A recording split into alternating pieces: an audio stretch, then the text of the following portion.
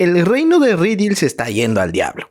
¿Y por qué? Porque unos dragones están atacando su frontera en el condado de Kerbeck. Ni los caballeros, ni el chingo de magos que estaban ahí consiguen pararlos. Es más, ya se les frunció cuando aparece finalmente el temible dragón negro, que ya en 2 ocasiones anteriores hizo de las suyas en otras 2 ciudades. La nobleza valientemente se niega a agachar la cabeza ante el dragón y abandonar a su pueblo, pero una encapuchada se dirige al campo de batalla. Ya en un lugar muy lejano, en su casita, de maderita, todo tranquilo, conocemos a Mónica, una muy tímida, ermitaña con muy pocas habilidades sociales. Ella vivía ahí con su gato y estaba tomando su siestecita hasta que una vecinita que le hacía de iFood llega con su pedido, saludando al gatonero y ve el chiquero en el que se encontraba Moni y pregunta qué parte de eso es basura para tirarlo y acomodar un poquito la casa. Pero como buena acumuladora, Moni muy apenas consigue articular una respuesta diciendo que todo eso es importante. La niñita, muy entusiasta y alegre, pregunta si se enteró del chisme, y es que hace 3 meses, cuando el dragón negro Worgen quería hacer de fiesta en la frontera del reino, los 7 sabios, los 7 magos más poderosos del reino de Rydil, controlaron la situación enviando a su miembro más joven, la única maga en todo el reino y humanidad que consigue conjurar magia sin decir una sola palabra, la maga del silencio. Mónica, súper nerviosa, le calla la boca rápido a la niña con un montón de plata, literalmente le bota la plata en su cara, pero como toda niña preguntando de dónde tiene tanto dinero y si es legal. Respondiendo Mónica que es por resolver ejercicios de matemática, la niña recuerda rápidamente que también había unos matemáticos que estaban buscando a Mónica en el pueblo, y ella les indicó cómo llegar. Moni rápidamente empieza a temblar y se asusta porque alguien atrás de ella mencionó su nombre, entregándole un portazo en su nariz, pero sin conseguir cerrar la puerta. Así Mónica saluda a su amigo Luis, que agradeciendo a la niñita por las indicaciones, ella se retira feliz a su casita. Finalmente Mónica saluda a Luis, el mago de las barreras, y Luis saluda a Mónica Everett, la bruja del silencio de los 7 sabios.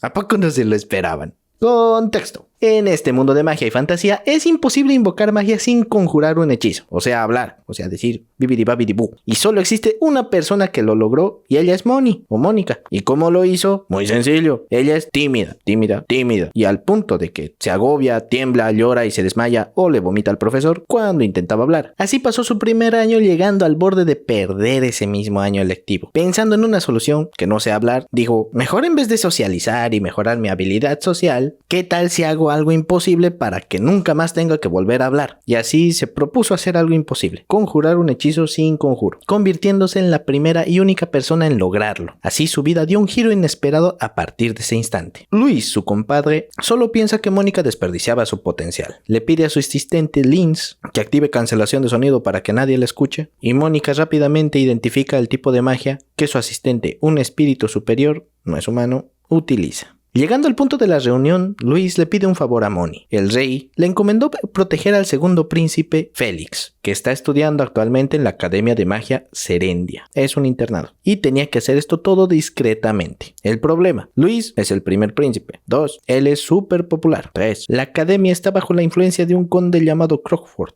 que también es el líder de la facción del príncipe. Así que suponemos que está bien protegido, en ese sentido. Así Luis le comenta a Mónica que ya tenía un plan, entregándole un talismán que con gran esfuerzo y dedicación él consiguió crear, y que, conectado junto a un talismán gemelo, le permitía espiar a su hermano sabiendo qué era lo que hacía las 24 horas del día, entregándolo como un regalo del rey para que no sospechara nada. Lastimosamente, el talismán se rompió porque se cayó de sus manos del príncipe, pero Luis, pensando que le había pasado algo al príncipe, corre inmediatamente que le cuenta que sí, se le resbaló. Desilusionado porque ese talismán le costó muchas horas de trabajo y una simple caída no pudo aguantar, directamente le pide a Mónica que ahora ella tendrá que infiltrarse en la Academia de Magia para proteger a Félix. Moni ya estaba intentando negarse, pero Luis la reprocha diciendo que nunca hace nada, solo trabaja en sus fórmulas, en sus hojitas, en sus números. Mónica intenta mencionarle el dragón de hace 3 meses, pero Luis se desayunó a 10 como esos en ese tiempo. Así que Mónica no tiene otra opción. Explicándole la misión, Luis cuenta la historia de una triste y pobre huérfanita que fue adoptada por la condesa porque se parecía a su difunto esposo. La niña era feliz hasta que la condesa partió al otro mundo, y la niña, sin título propio y ni sangre, se vio obligada obligada por su hermanastra a ser tratada como la sirvienta. Y cuando ella tuvo que ir a la Academia Serendia, se llevó a su sirvienta con ella para maltratarla ahí. Y ese es el papel que va a interpretar Mónica, la de huérfana y desamparada como Cenicienta. Todo esto dejó a Mónica inmóvil hasta la noche. Su gatito ya intentó reanimarla después con sus patitas. Una vez reaccionando, ella consigue estallar en llanto por el lío, el enorme lío en el que se metió sin querer queriendo. Escapar no es una opción porque Luis es un jodido que le perseguiría hasta el infierno. El gato, viendo puntos a favor, ve que una misión de un príncipe no es tan malo porque en los libros dicen que son buenos. Sin cambio, en Mónica, Nero, el gato, pregunta si no conoce ya al príncipe, de tanta reunión que Mónica asistía con los 7 sabios.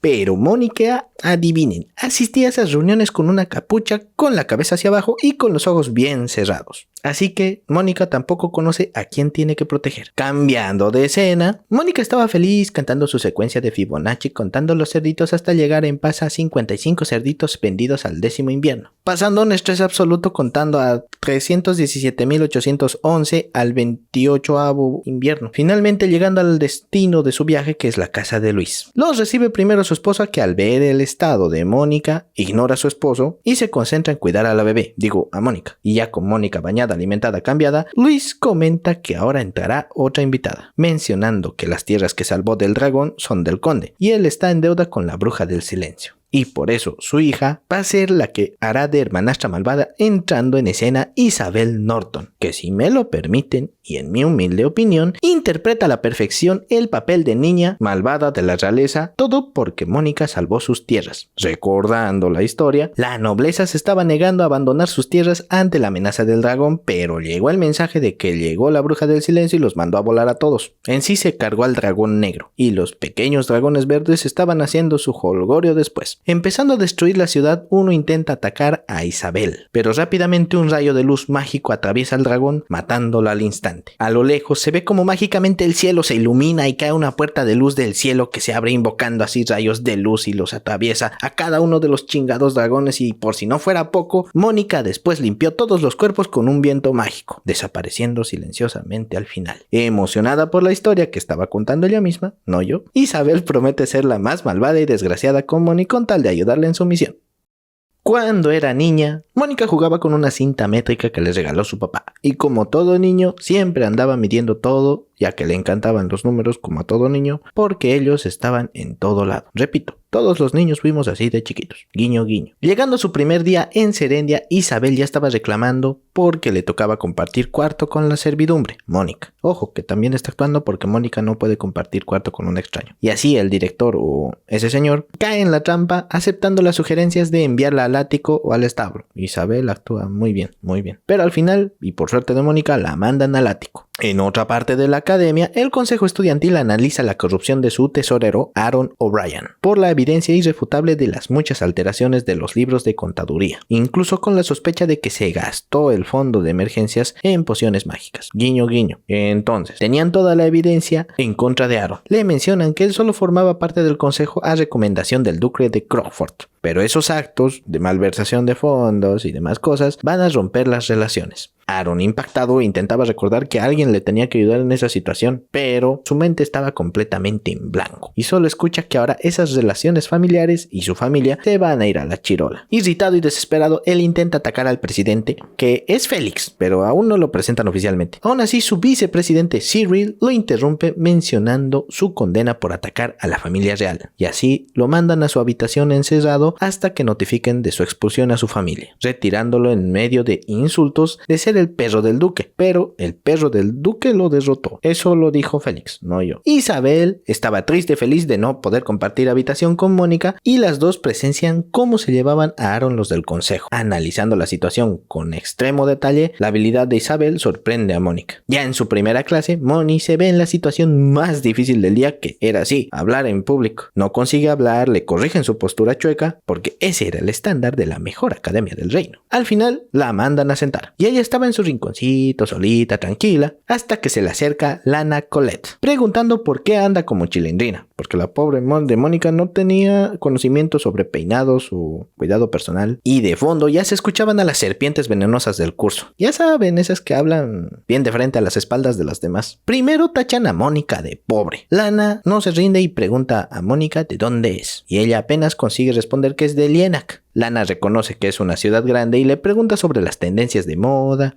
si ya salió la nueva de Kimetsu, pero Mónica vivía en una cabaña, o sea que no sabía ni pío de eso. Y de nuevo las venenosas allá atrás estaban hablando, pero esta vez de Lana. La tachaban como desesperada y de cómo su familia dice que compró su título, palabras que parecieron afectarle. Pero Lana valientemente continúa hablando con Moni, enseñándole el maquillaje de moda de la capital, comenzando a peinarle el cabello y aconsejándole aprender a usar ese peinado porque es muy fácil y muy bonito de hacer. Terminando ya sus trencitas, Lana se marcha sin que Mónica consiga decir un gracias. Más tarde, en el horario del almuerzo, Mónica no sabe cómo chucha se va a acercar al príncipe. Y como quería comer en paz, decide buscar un lugar alejado, tranquilo, para comer su granola en paz. Llegando a un lugar apartado de la academia con un jardín y una fuente, ve que alguien estaba sentado ahí. Pero como buen antisocial, intenta irse rápido, pero es atrapada por alguien que pensaba que lo que Mónica llevaba en sus bolsillos era un arma, pero era en realidad su comidita. Y la intención de Mónica era atacar al que estaba en la fuente. Así forcejeando con Mónica hasta que el cuate que estaba en la fuente los detiene y ayuda a Moni a levantarse porque el otro desgraciado lo atendió en el piso. Antes de que consigan decir algo, el príncipe presiente el peligro y se abalanza ante Mónica para protegerla de una maceta que estaba cayendo del techo. Moni también participa con un poquito de magia silenciosa y todos salen ilesos. Pero todo eso lleva un momento incómodo que fue demasiado para Mónica, que no aguanta la presión y plop, se desmaya. En su sueño, Mónica tiene una pesadilla recordando imágenes de cómo la golpeaban y azotaban por culpa de las acciones y palabras que dijo su padre alguna vez, despertando después en la enfermería de un gran susto. Frente a ella se encontró a Selma Kalsh, la responsable del curso, que preguntaba si Mónica ya estaba bien. La misma le indica volver a su dormitorio cuando ésta se encuentre ya recuperada.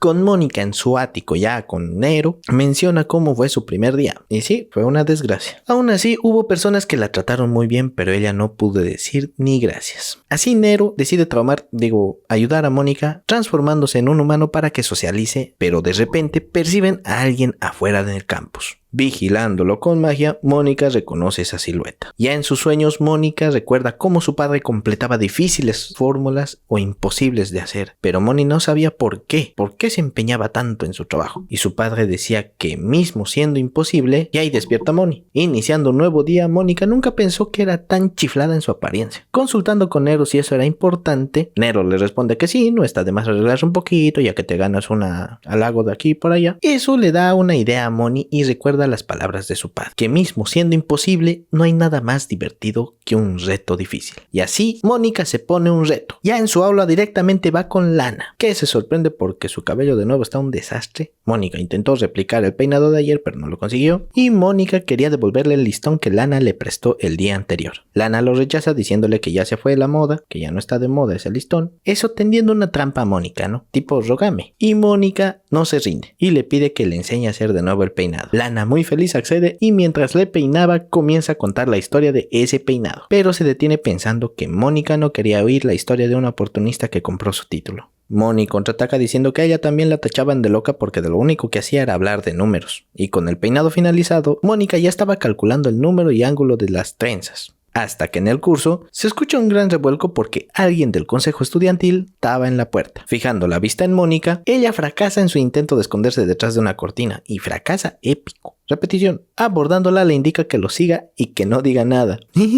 Perdón, me dio risa. Llegan donde Félix Arc, el segundo príncipe y presidente del consejo estudiantil. Finalmente presentaron a este güey. Ya tuvo 6 escenas y finalmente presentaron a este güey, que se disculpa por importunarla. Mónica solo pensaba que ya la regó de nuevo y solo consigue decir arigato por lo de ayer y pregunta por qué se salió de los dormitorios, explicando que vio a alguien afuera por su ventana, pero Félix se va por la tangente diciendo que no era él, que tal vez era un intruso y pregunta por la apariencia. Pero Mónica no consiguió ver la apariencia porque el intruso estaba encapuchado. Aún así, revela que su físico era el mismo. Félix diciendo que hay muchas personas con el mismo físico. Mónica de repente grita algo sobre la proporción áurea, se le chiflan los tornillos y explica matemáticamente las proporciones corporales del príncipe y lo fácil de calcularlas a simple vista. Y algo de una cabeza proporción 1.618 y algo así. En fin, locas. Se da cuenta que se chispoteó, pero el príncipe sí reconoce que le dijeron una vez talla 1 en 1.1618.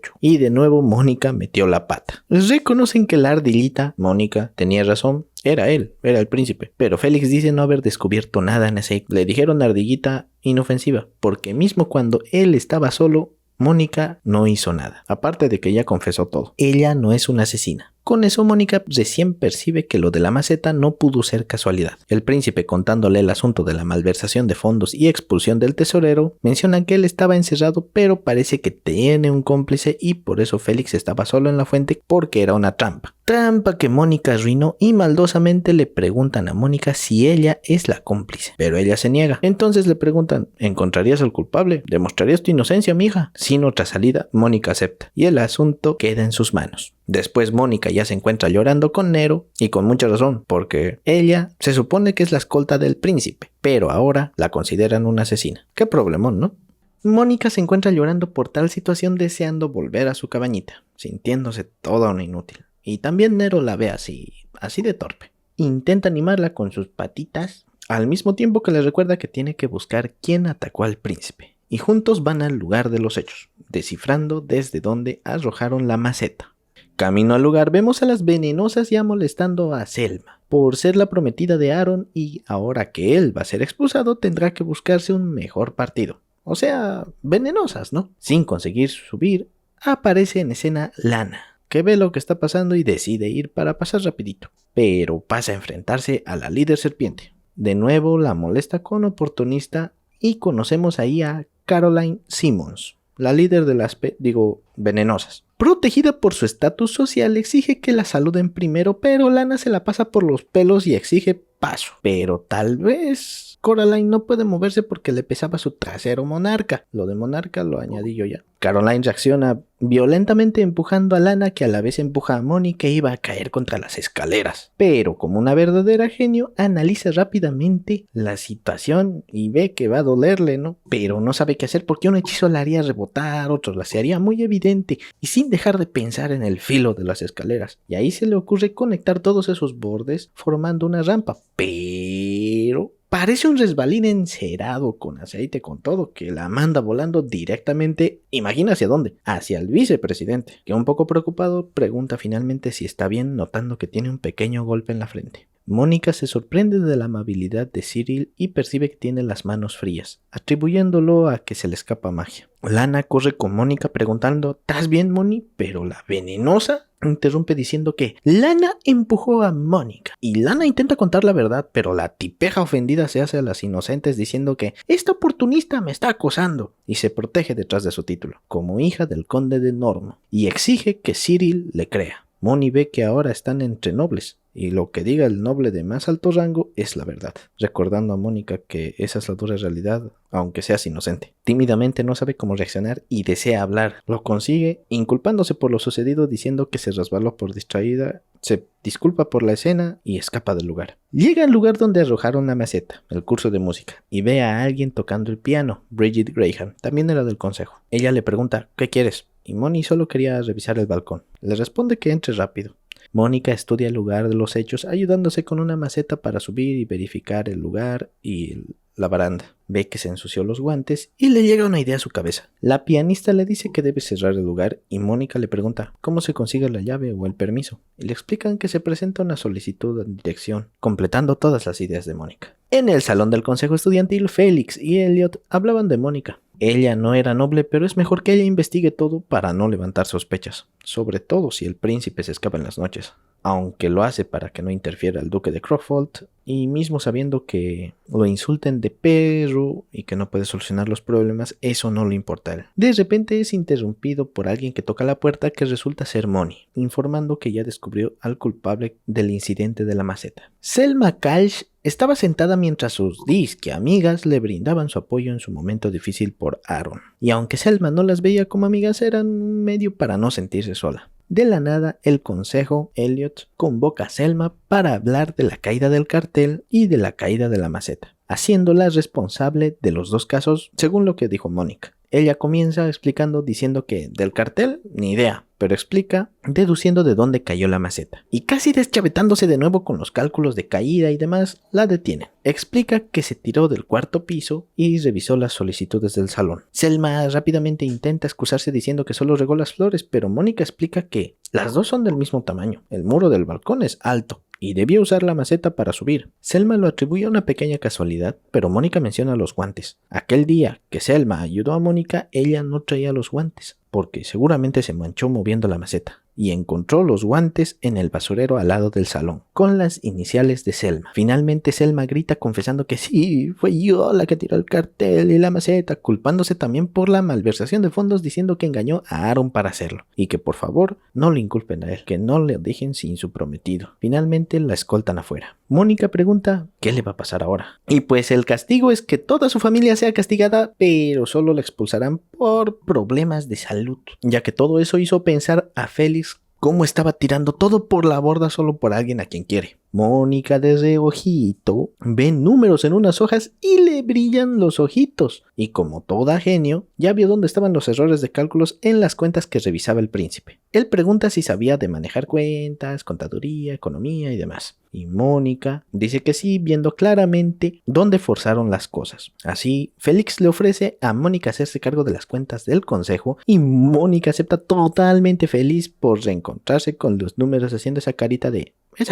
Así, Mónica es nombrada tesorera del consejo estudiantil.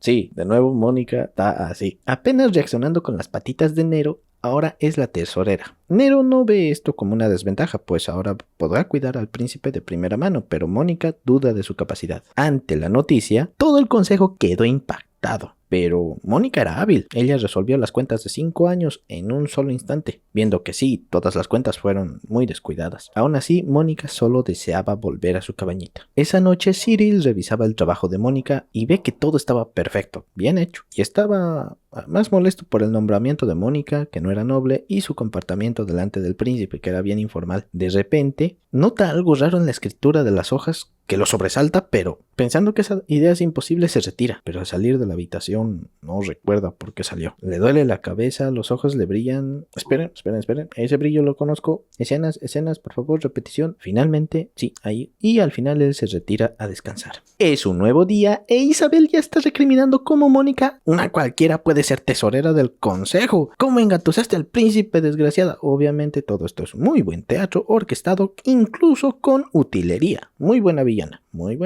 La felicita por supuesto en el consejo y nota su nuevo peinado queriendo imitarla, pero imitar el peinado de su enemiga no es buena opción, ¿no? Así su sirvienta promete hacerles el mismo peinado al próximo festival. En el curso, las venenosas ya estaban hablando de Mónica, de cómo no era noble, era pobre y demás, según ellos. Lana se le acerca a preguntarle sobre el puesto de tesorera del consejo estudiantil. Moni no responde, pero Lana insiste disculpándose por provocar a Caroline, preguntándole si estaba bien. Y todo tranqui con Mónica. Sonriendo dice estoy bien. Lana ve que su peinado estaba mal y como buena amiga decide hacerlo de nuevo. En la reunión del consejo, Félix le pide a Cyril que le enseñe sus deberes como tesorera. Mónica, un poco sorprendida y asustada, pregunta por qué él, y le explican que él era el tesorero antes de ser el vicepresidente. Mónica menciona que preferiría que sea alguien de su edad, mirando al otro compa. Pero no tiene elección, será Cyril. Más tarde él le explica sus deberes y Mónica estornuda del frío. Cyril abre las ventanas para que entre solcito, le ofrece abriguito y ella deduce que Cyril expulsa magia en forma de frío. Él nota cómo lo vigilaba y Mónica se excusa diciendo que veía cómo revisaba las cuentas que trabajó ayer y él las verificaba para presentárselas próximamente al profesor Turnley. Ella se disculpa por darle trabajo extra. El compa todo tranqui le felicita diciendo que alce su cabeza porque es un trabajo perfecto el que hizo. Pero Mónica no podía sentirse así recordando una escena donde alguien la acusó de mirarle siempre por encima del hombro. Cyril menciona que ese es un aspecto que no le gusta en ninguna persona y que también investigó el incidente de las escaleras, encontrando a Caroline como responsable. incluso ya le había dictaminado su castigo. Tardó en averiguarlo porque Mónica lo ocultó. Mónica se sorprende al ver que también hay nobles diferentes. Pero Cyril le grita pensando que no estaba prestando atención y Mónica apenas responde bajito,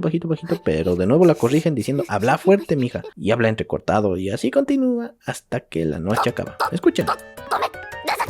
Ya de noche, muy tarde, Cyril se retira llevando las cuentas al profesor Turnley, duda y finalmente continúa su camino. Cyril Ashley estaba caminando por el bosque y su magia congelaba todo a su paso. En su ático, un pajarito molestaba a Nero y a Mónica, pero al cabo de un rato se convierte en Rins, la asistente de Luis, con un mensaje urgente. Todos nerviosos, escuchan. Y el mensaje es que Luis va a ser papá. Sí, también reacciona así. Rins menciona que Luis mandó el mensaje pletórico. Yo también quedé burro, lo investigué y significa que tiene gran abundancia de algo o se dice de una persona que se siente llena de alegría o energía. A los burros como yo. Continuando, le entrega una carta a Mónica que decía, ya que tú no eres buena hablando, mándale un informe escrito con Rin. Pero Rin percibe magia de hielo en el dormitorio de los chicos. Cyril caminaba a informar del culpable de alterar las cuentas, pero su mente divagaba y su magia se descontrola congelando todo a su paso. Mónica y compañía llegan y ven cómo Cyril está atrapado en el hielo de su propia magia. Moni deduce que tiene un trastorno de absorción excesiva que debería tener un artefacto que le ayude a liberarlo. Pensando en su collar, Rin lo analiza y ve que su collar está absorbiendo mucha magia. El broche estaba funcionando mal. Nero, actuando rápidamente, va a buscar el broche. Ágil se abre paso escalando todo el hielo, pero al intentar quitárselo, Cyril inconscientemente se defiende mandando a Nero por los aires. Ahí Mónica decide entrar en acción. Colocándose la capucha, enfrenta a Cyril con magia de fuego, destruyendo el hielo que le mandaban al instante y protegiendo a Cyril con una barrera. Con un gran poder mágico invoca una serpiente de fuego y Cyril, decidido a defender el broche, que es el símbolo de reconocimiento de su padre, ataca con más hielo. Medio consciente se pregunta por qué su madre no reconoce su valía, viéndola en Moni.